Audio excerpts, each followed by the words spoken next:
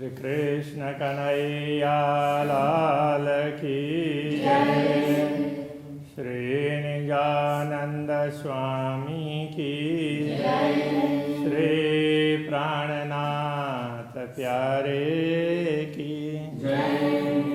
नेत्र खोले अधूर मुख बोलता करे प्यारे बातें कर प्यारा सो सुख देता आशिक को जिनको नहीं सुमारा जिनको नहीं सुमारा। श्री कृष्ण कन्हैया लाल की जय। अक्षरातीत पूर्ण ब्रह्म परमात्मा के मुखारविंद की शोभा की बात चल रही है। सुख देत सब अंग मिला नयन नासिका श्रवण अधुर हसत हरवटी भव भ्रिकुटी सब देश सुख बोल मधुर। जब अक्षरातीत धामधनी मधुर वचन बोलते हैं ना, तो उस समय उनके सारे अंग प्रत्यंग हैं ना, वो सब ब्रह्मात्माओं को सुख प्रदान करते हैं। जिधर देखो उधर ही आनंद दे रहे हो ऐसा लगता है। सभी सहयोग करते हैं। सुख देत सब अंग मिल, सारे अंग मिल करके सुख देते हैं। उनमें नयन नासिका श्रवण अधुर, नयन हो, नासिका हो, श्रवण हो, अधर हो, हसत हरवटी, हरवटी ये चिबुक और भौं भ्रिकुटी सब दे सुख बोल मधुरा। वो मधुर बोल करके सबको सुख प्रदान करते। कहने का तात्पर्य जब बोलते हैं तो उस समय इतने सारे अंग ऊपर असर पड़ता है, तो वो सारे का एक साथ उसको क्या बोलते हैं, एक स्वर में सारे मिल जाते हैं। अद्भुत सलुकीन समय आशिक पावत आराम। इस समय जैसे अक्षरातीत धामधनी मधुर वचन बोलते हैं, तो उस समय इतनी सुंदरता उनके मुखारविंद में दिखाई देती है कि उसको देख करके आशिक पावत आराम, अनुरागिणी आत्मा को बड़ा आनंद मिलता है, बड़ी शांति मिलती है। आठों जाम हृदय रूह के जानो नकस चुभ्या चित्रामा। उसको ऐसा लगता है कि आठों याम, आठों प्रहर उनके हृदय में वही छवि अंकित हो गई हो। जैसे किसी चीज़ में नक्काशी करते हैं तो वो जो भी बनाया हुआ हो तो वो कभी मिटता नहीं है। तो ऐसे उनके हृदय में वो सब ऐसे अंकित ही हो जाता है, तो कभी वो निकले ही नहीं। इतनी सुंदरता है। फेर फेर ये सुख मुख निरखिए, फेर फेर जाऊँ बलिहार। तो ब्रह्मात्मा को लगता है कि बार बार अक्षरातीत धामधनी के ऐसे मुखारविंद के दर्शन करें और बार बार उसके प्रति समर्पित हो जाएं। एक खूबी खुशहाली क्यों कहूँ, इन सुख नाई सुमार। उस समय की खूबी, विशेषता और खुशहाली आनंद की बात वो क्या कहें, तो इस समय का कोई पारावारी नहीं है इस सुख का। अध विचारो गते मेवा काढ़ देत मुख थे। कभी कभी आरोगते हुए मुंह में से मेवा निकाल करके देते हैं। तो अब इंद्रावती को लगता है तो मुझे दे रहे हैं, सरस मेवा कहे देता है, और ये कह करके देते हैं, देखो ये बड़ा स्वादिष्ट है, ऐसा करके देते हैं। आप हाथ मेरे मुख में, तो स्वयं अक्षरातीत धामधनी मेरे मुंह में ये डाल देते हैं, तो बड़ा अच्छा लगता है। तो उस समय तो फिर और ज़्यादा आनंद आएगा।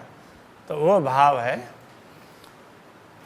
रंग रसयों कहता हूँ, ये जो मेहर करत मेहरबान, रंग रस की बात करते हैं। अक्षरातीत धामधनी जो कृपा करते हैं ना, तो उसके आधार पर कह रहे हैं, वो बड़े कृपालु हैं। ये भूल गया हम लाड़ सबे, ना तो क्यों रहे छिन बिन प्राण। तो हम लोग नश्वर दुनिया के तरफ दृष्टि डाल करके सारे लाड़ प्यार को भूल गए। नहीं तो इन सब, ये सब तो हमें वो दिख रहे हों ऐसा लगता। तो इनको छोड़ करके अभी ये प्राण कैसे टिके हुए हैं। अन्यथा एक क्षण भी वो प्राण टिक ही नहीं सकते हैं। ये लाड़ प्यार वो सब हमें याद रहता, बाकी अभी माया में देखते हुए माया के तरफ दृष्टि डाल करके हम सब भूल करके बैठे हैं। और काम हक को कोई नहीं देते रूह सुख बनाए। ब्रह्मात्माओं को ऐसा लगता है कि अक्षराते धाम धन्य हमें सदैव आनंदित करते हैं, दूसरा तो कोई कार्य करते हुए उनको लगता नहीं है। ना देखे तो भी तो वो तो करते ही हैं। अक्षर ब्रह्म को प्रेरणा देना है, पूरा ब्रह्मांड को बनाने के लिए, तो सारे सिस्टम को सब को मॉनिटरिंग तो अक्षरातीत ही करते हैं। किंतु ब्रह्मात्माओं को वो इतने प्रेम में मस्त होते, दूसरा कुछ दिखाई नहीं देता है। वाहे दत्त बिना हक दिल में और न कछु आए। ब्रह्मात्माओं को ये लगता है कि ऐसे अद्वैत भाव के बिना अक्षरातीत के हृदय में दूसरा कोई भाव आता ही नहीं है। वो तो ब्रह्मात्माओं को अपना ही समझते हैं और जैसे वो कुछ खा रहे हैं तो वही बात वो ब्रह्मात्मा को भी दे देते हैं, तो उनको भी वही सुख वही आनंद दिलाना चाहते हैं। वो जो कर रहे हैं वही आनंद ब्रह्मात्माओं को भी दिलाना चाहते हैं। सुख देना लेना रूहों और रूहों व्यवहार है ब्रह्मात्माओं को आनंदित करना और ब्रह्मात्माओं से प्रेम प्राप्त करना, उनको प्रेम देना, उनसे प्रेम लेना और उनसे वो प्रेम का ही व्यवहार करना। ये अर्श बातें इन झीमिए कोई बिना रूह ना ले वनहार।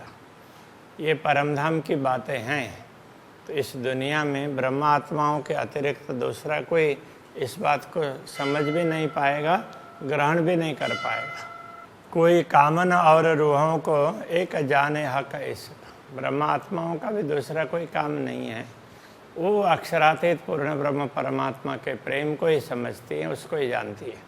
आठों जाम 64 घड़ी बिना प्रेम नहीं रंचक।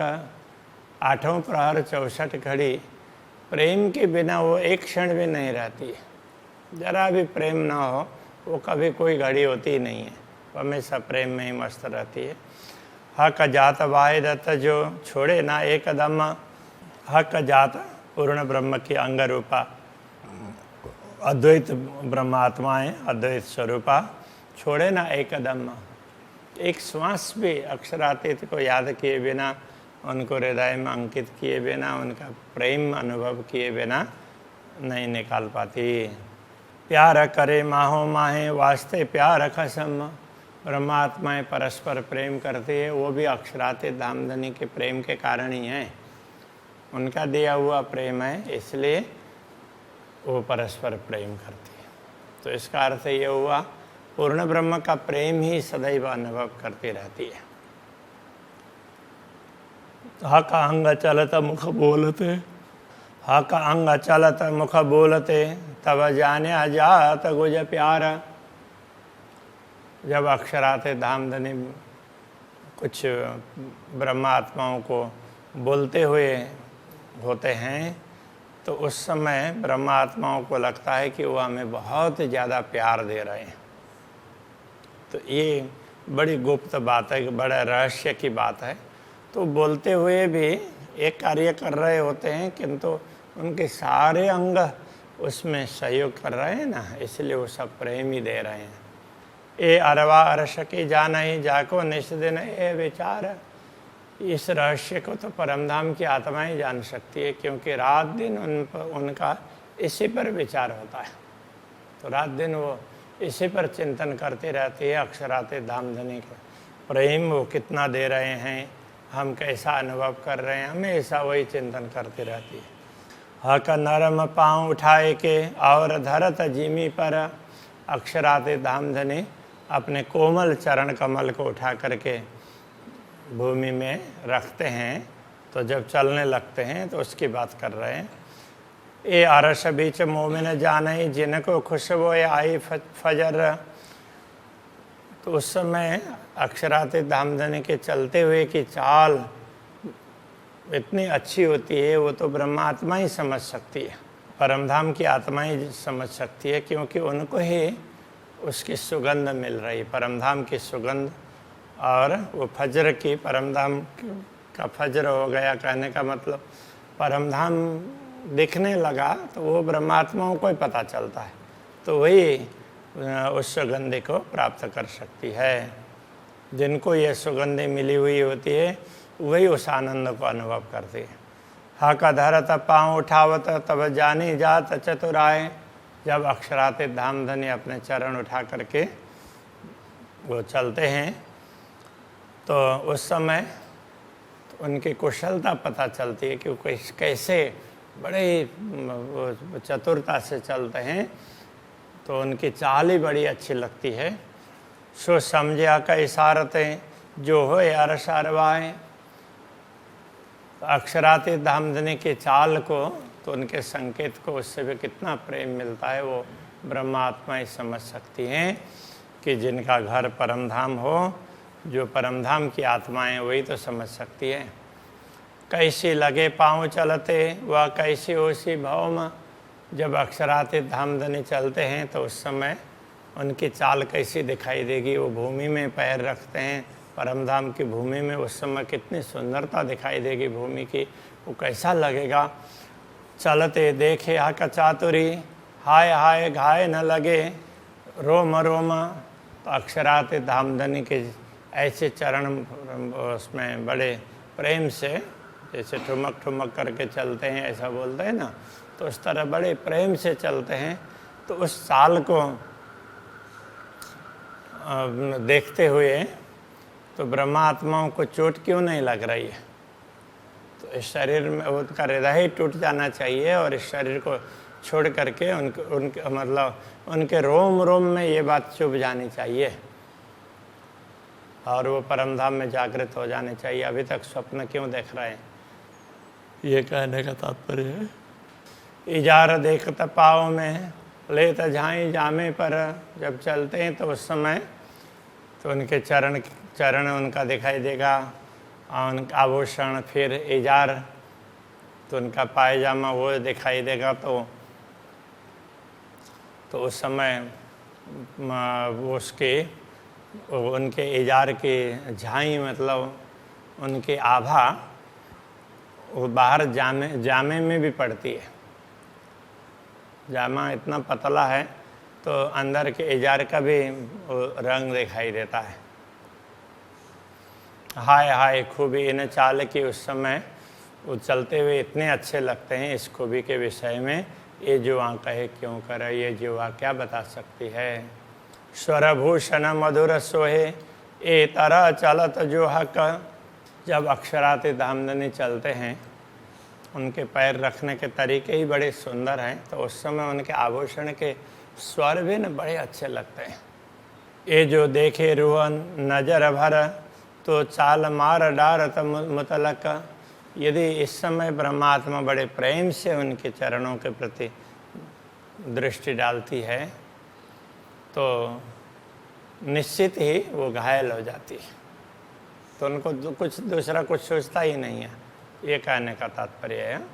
नख अंगूठे अंगुरियाँ चलते अति शोभित। चलते हैं तो उस समय नख के वो अंगुरियाँ, अंगूठे, उनके नख वो भी, उनसे भी प्रकाश निकलता है, तो वो भी बड़े सुंदर शोभा देते हैं। ये अंगुलियाँ हैं, अंगूठे हैं, चलते अति शोभित, चलते हुए बड़ी शोभा देते हैं।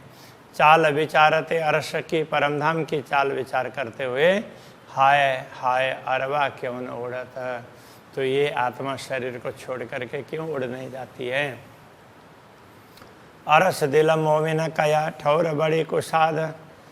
ब्रह्मात्माओं के हृदय को परमधाम कहा है। परमधाम तो कितना विशाल है, विस्तार है, विस्तृत है। कुसाद का मतलब लंबा चौड़ा, कितना विस्तार वाला है। हक आदि रूहें माहे बसे असल अरस जो आधा। असली अरस में तो, असली धाम में तो पूर्ण ब्रह्म परमात्मा श्यामा जी ब्रह्मात्मा सब के सब विराजमान होते हैं।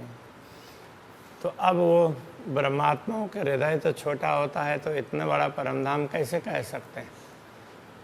तो इसका ये समाधान है कि परमधाम के दृश्य ब्रह्मात्मा अपने हृदय में अंकित करती है, इसलिए उसको परमधाम का पूर्ण ब्रह्म को हृदय में बैठाती है, तो जहाँ पूर्ण ब्रह्म बैठेंगे तो वो धाम ही कहलाता है इसके हिसाब से। बाकी तो परम धाम बहुत लंबा चौड़ा है।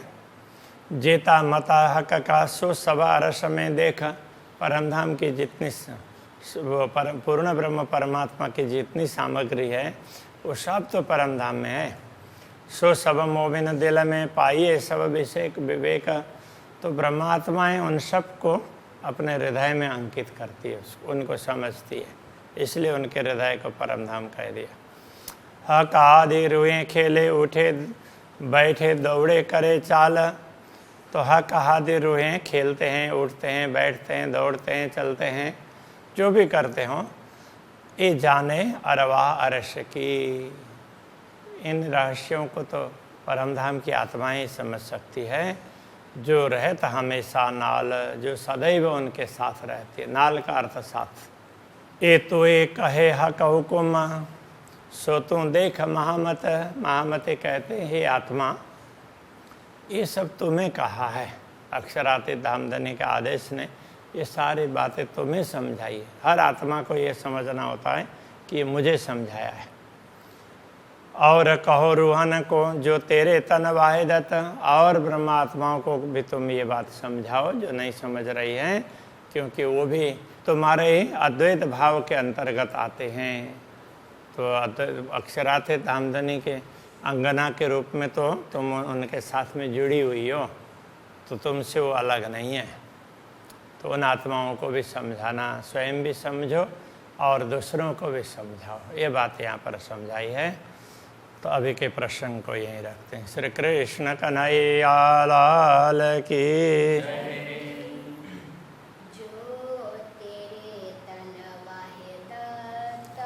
जो तेरे तना वाहिदत,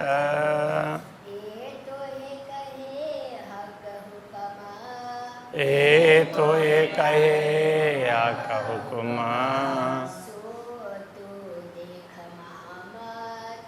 सो तू देख महामत।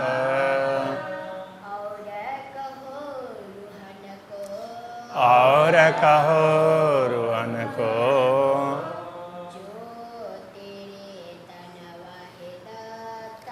जो तेरे तन वाहिदत,